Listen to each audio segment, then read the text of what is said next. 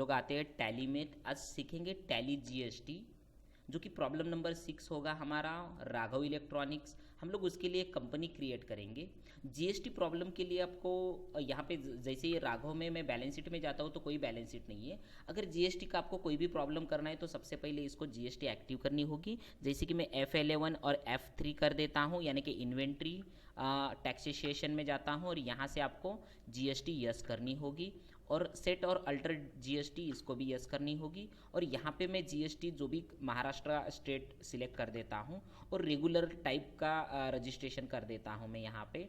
और यहाँ पे आपको क्या करना है कि जीएसटी इन यानी कि goods and service tax identification number, ये आपका जो भी होगा वो डालना है। मैं यहाँ पे फिलहाल 27 ए 5 टाइम ए और 1 2 3 4 A1Z5 डाल देता हूँ, जो कि यहाँ पे आपको GSTR1 सीखना है, ये मंथली रहेगा आपको। और एंटर एंटर एंटर करके मैं यहाँ पे जीएसटी रेट डिटेल्स एक्टिव कर देता हूँ। यहाँ से यस करना है और यहाँ से लेना है आपको टैक्सेबल। तो चलिए 18% जीएसटी हम लोग एक्टिव कर देते हैं। इंटीग्रेटेड टैक्स जो कि CGST 9% और SGST 9% आएगा। चलिए आगे बढ़ते हुए हम लोग एंटर एंटर एंटर एंटर करके सेव कर देते हैं। और यहाँ जाने के बाद हम लोग आ जाते हैं हमारे मेन डैशबोर्ड पे, यानी कि मेन मास्टर्स पे। आपको गेटवे ऑफ टैली से होके आपको यहाँ ट्रांजेक्शन में अकाउंटिंग वाउचर में जाना है। और सबसे पहली जो एंट्री यहाँ पे दी गई है कि राघव ने अपना बिजनेस स्टार्ट कर दिया है, 5 लाख रुपए बिजनेस में डाले हैं। तो चलिए यही एंट्री फिर से हम लोग एक बार फिर से कर देते हैं F6 और यहाँ पे alt C, mister Raghav capital, जो कि कैपिटल के अंतर्गत आएगा हमारा। और इसको सेव करते हुए 5 लाख रुपए इन्वेस्ट हो रहे हैं हमारे बिजनेस में और सेव कर देंगे। आफ्टर दैट हमारी नेक्स्ट एंट्री होगी कि परचेस फर्नीचर इन्होंने किया है, इसको भी बोल्ड कर देंगे। और मशीनरी भी परचेस किया है। आप चाहे तो बोल्ड कर दीजिए, नहीं तो अंडरलाइन कर लीजिए। तो चलिए इस एंट्री को कर लेते हैं आके। तो ये इस तरीके की फिक्स एसेट की एंट्री हम लोग परचेस करते हैं तो पेमेंट में एंट्री होगी हमारी। और यहाँ पे अल्ट C करके हम लोग पहला जो फिक्स एसेट लेंगे वो है अकाउंट, जो कि फिक्स एसेट के अंतर्गत आएगा। तो अमाउंट होगी उसकी 10,000। एंड देन यहाँ से हम लोग ये जो क्रेडिट दिख रहा है यहाँ पे D एंटर करेंगे, ताकि दो जो फिक्स एसेट है वो एक ही एंट्री में हम लोग ले सके। तो अल्ट C करके यहाँ पे मशीनरी अकाउंट ले लेते हैं एज अ फिक्स एसेट। हम लोग इसकी भी अमाउंट यहाँ पे एक्टिव कर देंगे। ओके, तो ये कैश थ्रू जाएगा। ये फिक्स एसेट हम लोग खरीदते हैं तो इसमें जीएसटी आपको फिलहाल तो नहीं लेना है। तो नेक्स्ट एंट्री हमारी होगी यहाँ पे परचेस कंप्यूटर, जो कि fix asset as a fix asset office use के लिए है। तो इसको भी कंट्रोल U कर देता हूँ और इस एंट्री को मैं यहाँ पे करना चाहूँगा। चलिए alt C computer account, and then ये भी फिक्स एसेट में होगी। इसकी प्राइस कंप्यूटर की है 20,000 रुपये। और यहाँ पे डेबिट करते हुए ये है वैक्यूम क्लीनर,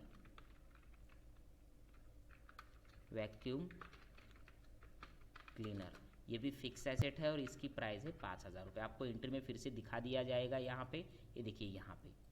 तो वैक्यूम क्लीनर भी है 5,000 रुपये का, तो इसकी भी आपको एंट्री करनी है इन कैश में। एंटर करके सेव कर देंगे।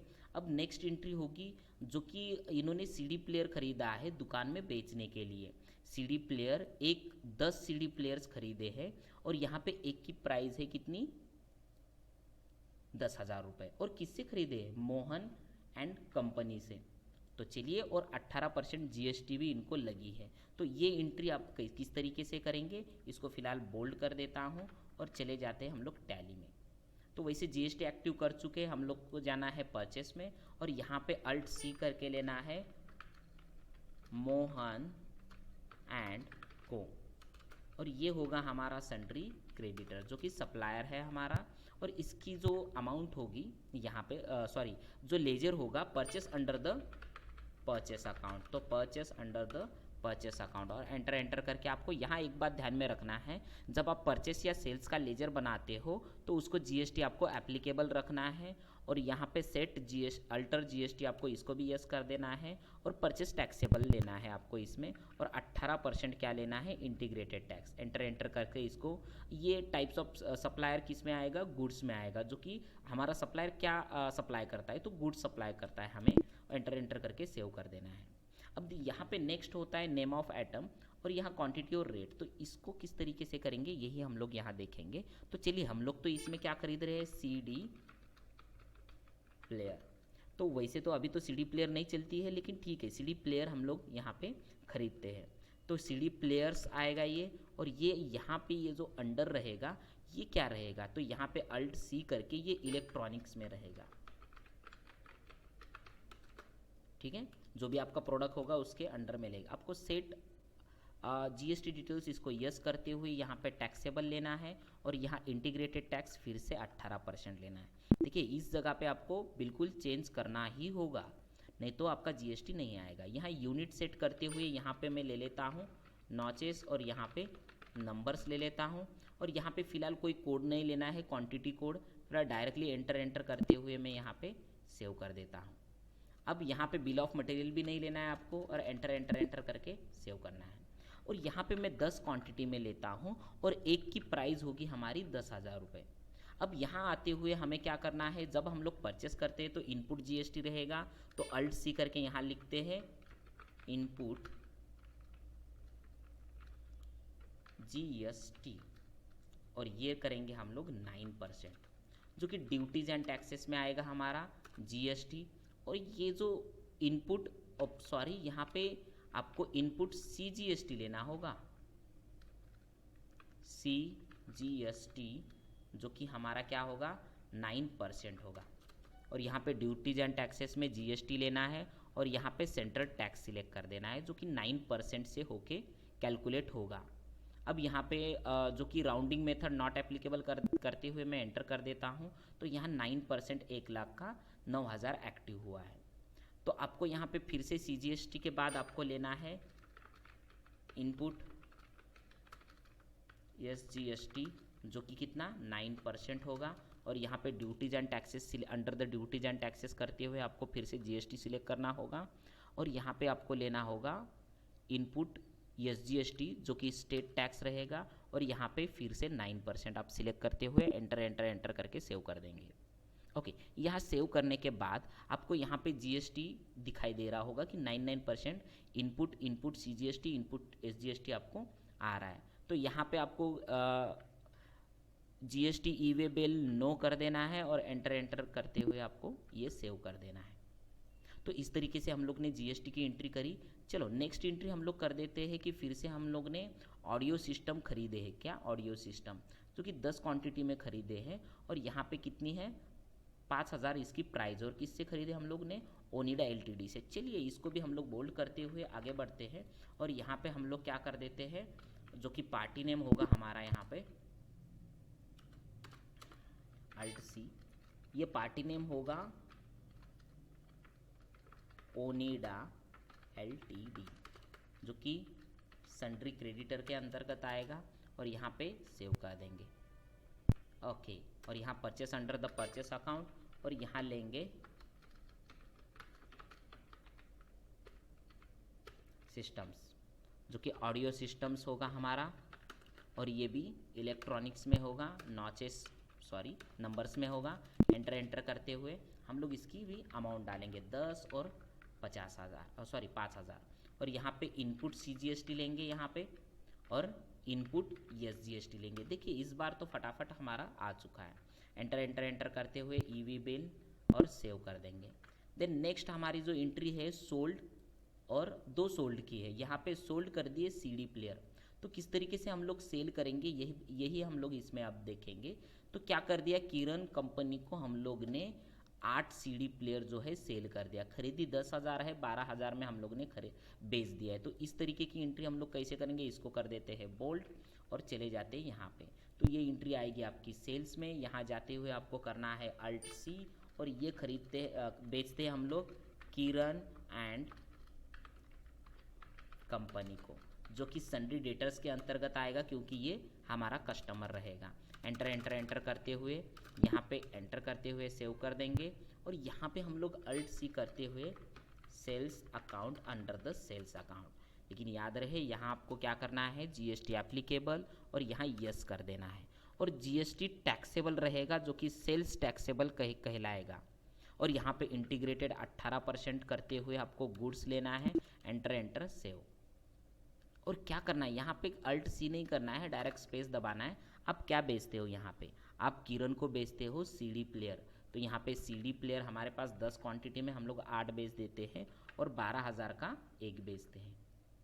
और यहाँ पे आप एक बार एंटर दबाते हुए यहाँ पे इनपुट नहीं लेंगे, आप यहाँ पे अल्ट सी करके आउटपुट CGST, ओके, जो कि 9% रहेगा, ओके। एंड देन ये ड्यूटीज एंड टैक्सेस में रहेगा और इसको GST करते हुए हम लोग CGST को सेंट्रल टैक्स लेंगे, 9% करते हुए हम लोग एंटर एंटर कर देंगे। चलिए हम लोग नेक्स्ट लेते हैं आउटपुट SGST, जो कि 9% होगा हमारे लिए, ड्यूटीज एंड टैक्सेस और ऑर्डर में आते हुए हम लोग को यहाँ क्या करना है, सेल्स टैक्स, जो कि 9% होगा अगेन। अब एंटर एंटर करते हुए यहाँ पे देखिए CGST SGST दोनों 9% आ चुके हैं। अगर आपको इसको प्रिंट करना है तो प्रिंट करके भी देख सकते हो, लेकिन फिलहाल मैं इसको एंटर एंटर करते हुए ई-वे बिल नो और सेव, ठीक है। अब देन नेक्स्ट आप यहाँ पे जाओगे तो यहाँ पे नेक्स्ट एंट्री होगी सोल्ड ऑडियो सिस्टम, जो कि हम लोग कैश में बेचते हैं। तो इसको बोल्ड करते हुए ये एंट्री में आ जाता हूँ, सेल्स में कैश ले लेता हूँ यहाँ पे और सेल्स अकाउंट, और यहाँ पे स्पेस करते हुए क्या करेंगे हम लोग, ऑडियो सिस्टम, जो कि 8 क्वांटिटी में बेचते हैं और किसको बेचेंगे, 7,000, और यहाँ पे कैश में बेच देते हैं। एंटर करते हुए आउटपुट लेना है आपको, क्या लेना है, आउटपुट CGST और आउटपुट SGST, जो कि एंटर एंटर करते हुए सेव कर देंगे, ओके। तो चलिए ये दोनों एंट्री हमारी हो चुकी है आउटपुट में और इनपुट में। अब जो नेक्स्ट एंट्री हमारे पास होगी, जो कि मोहन जो है जिससे हम लोग ने माल खरीदा था, राइट, तो उसको हम लोग ने 80,000 रुपये पे कर दिए। तो चलते हैं मोहन को हम लोग पे कर देते हैं, तो पेमेंट में जाएंगे और यहाँ पे आप स्पेस दबाते हुए यहाँ M प्रेस करेंगे और यहाँ जाएंगे मोहन, और मोहन को हम लोग को कितना देना, 80,000, और यहाँ पे देखिए यहाँ पे ऑटोमेटिकली अगेंस्ट रेफरेंस आएगा, इसको कुछ भी नहीं करना है। और यहाँ कुछ उसका पेंडिंग बिल बताएगा, अगर कोई ऑर्गेनाइजेशन में हो तो यहाँ बहुत सारे पेंडिंग बिल दिखाएंगे, लेकिन यहाँ पे एक ही बिल दिखाता है। तो यहाँ पे एंटर एंटर करते हुए आपको क्या करना है, उसको ये पे कैसे करना है, तो कैश में करना है बैंक में, ऑब्वियसली कैश में करेंगे। तो यहाँ कैश लेते हुए हम लोग उसको कैश पे कर चुके हैं। अब जो नेक्स्ट एंट्री हमारी आएगी, जो कि पे ऑल कैश टू ओनिडा। अब ओनिडा कौन है भाई, तो यहाँ पे ओनिडा कौन है, जिससे हम लोग ने ऑडियो सिस्टम खरीदते हैं। तो यहाँ पे उसको बोल्ड करते हुए हम लोग जाते हैं टैली में और स्पेस करते हुए ओनिडा। चलिए ओनिडा को यहाँ अमाउंट सारी पे करनी है, यानी कि 59, जो कि 59,000 है, तो यहाँ पे 59,000, जो कि अगेंस्ट रेफरेंस में उसकी अमाउंट आएगी और यहाँ पे हम लोग कैश में उसकी अमाउंट पे कर देंगे, ठीक है। अगर आप इसकी एंट्री फिर से देखें तो ऑडियो LTD की अमाउंट 0 हो चुकी है। अब देन नेक्स्ट है रिसीव ऑल कैश किरण। अब किरण से पूरी कैश लेनी है तो आपको क्या करना होगा, यहाँ पे तो रिसिप्ट में जाना होगा और यहाँ पे क्लिक करना होगा किरण। तो कितनी बाकी है किरण की तरफ, 1,13,280। तो आपको यहाँ पे टाइप करना है 113280, एंटर, जो कि अब उसकी पेंडिंग अमाउंट पूरी आ चुकी है। तो उस किरण की तरफ हमारी अमाउंट 0 बचती है, क्योंकि हम लोग ने उसकी अमाउंट किरण की लेनी है, तो वो कैश में डेबिट हो जाएगी और किरण क्रेडिट हो जाएगा। तो ये अमाउंट पे हमारे पास इंक्रीज हो चुकी है। चलिए नेक्स्ट एंट्री की तरफ बढ़ते हैं कि हम लोग ने यहाँ पे पेड सैलरी की है। तो कितने की सैलरी की है, 10,000 की। तो चलिए सैलरी कर देते हैं हम लोग यहाँ पे पेड। तो हो चुकी है सैलरी अकाउंट, जो कि इनडायरेक्ट एक्सपेंसेस में आएगा, और यहाँ पे 10,000 जो कि कैश में पे होगी ऑब्वियसली। जो नेक्स्ट हमारी एंट्री होगी यहाँ पे, नेक्स्ट होगी पेड रेंट 5,000 का, वेरी गुड, जो कि रेंट पेड करते हैं हम लोग, जो कि इनडायरेक्ट एक्सपेंसेस में होगा 5,000, और यहाँ ये भी कैश में दे देंगे। नेक्स्ट, अब देखिए ये एंट्री होने के बाद जो हम लोग ने यहाँ पे एसेट खरीदा था, फर्नीचर्स, मशीनरी, और कंप्यूटर्स और वैक्यूम क्लीनर, इसके ऊपर हम लोग ने इस एंट्री में ये एक्सप्लेन करने का प्रयास किया है कि आप इसके ऊपर डिप्रिशिएशन करना कैसे निकालोगे। तो डिप्रिशिएशन क्या होता है पहले ये समझेंगे। डिप्रिशिएशन ये होती है कि जो फिक्स एसेट हम लोग हमारे ऑर्गेनाइजेशन में यूज के लिए लेते हो, तो उसकी मान लेते हैं उसकी वैल्यू हम लोग घटा देते हैं, यानी कि कम कर देते हैं। मान लीजिए मैंने अगर 50,000 का लैपटॉप लिया और ये मैंने 10 दिन पहले लिया। अगर आपको बोला कि सर जी आप ये लैपटॉप खरीद लीजिए और ये मात्र आपको 50,000 रुपये में, आप देखिए आप बोलेंगे 50,000 में तो मैं दुकान से खरीदूंगा, आप कुछ कम करके दीजिए, क्योंकि इसकी वैल्यू आप कम करेंगे। क्यों कम करेंगे? क्योंकि इसकी आपने यूज किया है। यानी कि कोई भी ऑर्गेनाइजेशन में कोई एसेट यूज करते हो और बेचते वक्त उसकी वैल्यू कम हो जाती है। अगर बेचेंगे भी नहीं, अगर उसी कंपनी में अगर वो फिक्स एसेट रहता है तो उसकी वैल्यू मान लेते कि हम लोग ने ये खरीदा है और इसका यूज कर लिया है इतना %। नहीं समझे तो चलो कर लेते हैं। तो मान लीजिए यहाँ पे एक फर्नीचर है जो हम लोग ने 1 साल पहले कितने में खरीदा? 10,000 में। तो चलिए उसकी वैल्यू 5% कम कर देते। मान के चलते कि 1 साल में हम लोग ने 50 रुपये का उसका यूज कर लिया है। तो चलिए करते हैं हम लोग, यानी कि 1 साल में हो चाहे 1 महीने में हो तो उसका यूज कर लिया ये मान के चलते हैं। तो ये एंट्री करने के लिए आपको सबसे पहले F7 में जाना होगा जो कि जर्नल एंट्री होगी, और यहाँ पे हम लोग करेंगे कि डिप्रिशिएशन हम लोग किसका निकालेंगे? फर्नीचर का। तो यहाँ पे डेबिट होगा डिप्रिशिएशन, Alt+C, और यहाँ पे डिप्रिशिएशन अकाउंट, जो कि इनडायरेक्ट एक्सपेंसेस होगा, इसलिए एक्सपेंसेस होगा कि हम लोग इसका डिप्रिशिएशन निकालते हैं। तो चलिए हम लोग इसकी अमाउंट ले लेते हैं 500, ठीक है। और यहाँ पे हम लोग लेते हैं कि किसके ऊपर डिप्रिशिएशन निकालेंगे, तो हम लोग निकालते हैं फर्नीचर। अब देखिए फर्नीचर खरीदते वक्त कितनी वैल्यू थी उसकी? 10,000 रुपये, लेकिन हम लोग ने उसका डिप्रिशिएशन निकाला तो उसकी वैल्यू 500 रुपये से कम हो चुकी है। तो यहाँ पे उसकी वैल्यू अगर 500 रुपये से कम होती है तो हमारे ऑर्गेनाइजेशन में उस फर्नीचर की वैल्यू अभी कितनी बचती है? 9,500। आप समझे किस तरीके से हम लोग ने डिप्रिशिएशन निकाला। जर्नल एंट्री में इसलिए वर्क करते हैं हम लोग कि उस ना किसी को हम लोग ने पैसे दिए और ना किसी से लिए, सिर्फ ये हम लोग ने एंट्री कर दी कि जो हमारा फर्नीचर 10,000 का था उसकी वैल्यू मान लीजिए हम लोग ने 500 की वसूल कर ली, उसका यूज कर लिया है, तो ये डिप्रिशिएशन कहलाता है। तो यहाँ से डिप्रिशिएशन आप यहाँ पे एक्टिव कर सकते हो। तो जो परसेंट है जो कि 5% डिप्रिशिएशन कट हो चुका है, एंटर करके अब उसकी वैल्यू 9,500 बच चुकी है। अब नेक्स्ट एंट्री इसमें होगी जो कि यहाँ जाने के बाद नेक्स्ट होगी चार्ज डिप्रिशिएशन ऑन मशीनरी। तो चलिए चार्ज डिप्रिशिएशन करते हैं मशीनरी के ऊपर। टैली में जाते हुए हम लोग ने डिप्रिशिएशन फिर से लेना है, और कितना लेना है मशीनरी के ऊपर? 2,000। तो चलिए 2,000, और किसके ऊपर लेना है हमें? मशीनरी के ऊपर। तो चलिए मशीनरी कितने में खरीदी थी हम लोग ने? जो कि 20,000 में खरीदी थी, और उसकी 2,000 कम कर दिए 10% के हिसाब से, तो आ चुकी है उसकी वैल्यू 18 बन चुकी है। यहाँ पे दिखाई दे रही होगी आपको यहाँ पे। ओके, एंटर करते हुए हम लोग को इसको भी सेव करना है। चलिए आगे की वैल्यू उसी तरीके से करेंगे, depreciation on computer and depreciation of vacuum cleaner. चलिए तो यहाँ पे Alt+C करने की ज़रूरत ही नहीं है, आपको डिप्रिशिएशन करना होगा। और किसकी वैल्यू निकालेंगे आप? जो कि 4,000 वैल्यू होगी हमारी, और किसकी वैल्यू होगी? ये होगी कंप्यूटर की, जो कि 20,000 में खरीदा था, 4,000 यूज हो चुका है 1 साल में।